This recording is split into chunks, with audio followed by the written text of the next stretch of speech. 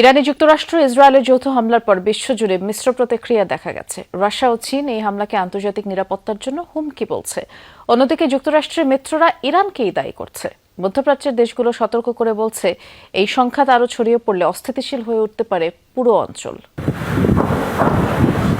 ইরানকে ঘিরে সাম্প্রতিক সামরিক উত্তেজনায় উদ্বেগ ছড়িয়েছে বিশ্বজুড়ে। মধ্যপ্রাচ্যের এই সংঘাত আন্তর্জাতিক শান্তি ও নিরাপত্তার জন্য নতুন করে হুমকি বলে সতর্ক করছে বিভিন্ন দেশ ও সংস্থা।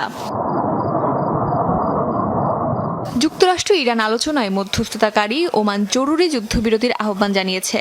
আর মধ্যপ্রাচ্যের বিভিন্ন দেশে ইরানের হামলার নিন্দা জানিয়ে যুক্তরাষ্ট্র ইরানকে পুনরায় সংলাপে বসার আহ্বান জানিয়েছে জার্মানি, ফ্রান্স ও যুক্তরাজ্য।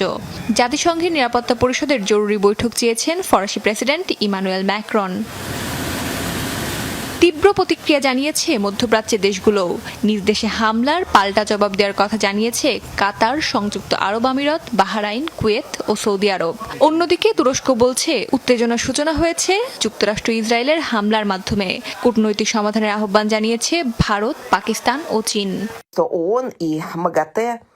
এদিকে যুক্তরাষ্ট্রের উদ্দেশ্য নিয়ে প্রশ্ন তুলেছে রাশিয়া, আর ইরানকেই পরিস্থিতির জন্য দায়ী করেছে ইউক্রেন। ইসরায়েলের হামলাকে আন্তর্জাতিক আইনের পরিপন্থী বলছে নরওয়ে। অন্যদিকে মধ্যস্থতার প্রস্তাব দিয়েছে ইন্দোনেশিয়া। ইউরোপীয় ইউনিয়নের শীর্ষ নেতৃত্ব সংঘাতকে গভীর উদ্বেগজনক আখ্যা দিয়ে সব পক্ষকে সংযমের আহ্বান জানিয়েছে। বেসামরিক দেশ সুরক্ষার উপর জোর দিয়েছেন ইউরোপীয় কমিশন প্রধান এবং ইউরোপীয় কাউন্সিল প্রেসিডেন্ট। একই সুরে কথা বলেছেন রেড ক্রস। সংস্থাটির প্রেসিডেন্ট সতর্ক করে বলেছেন, মধ্যপ্রাচ্যে সামরিক উত্তেজনা এক বিপজ্জনক পরিস্থিতি তৈরি করেছে, যার ভয়াবহ প্রভাব পড়তে পারে সাধারণ মানুষের উপর।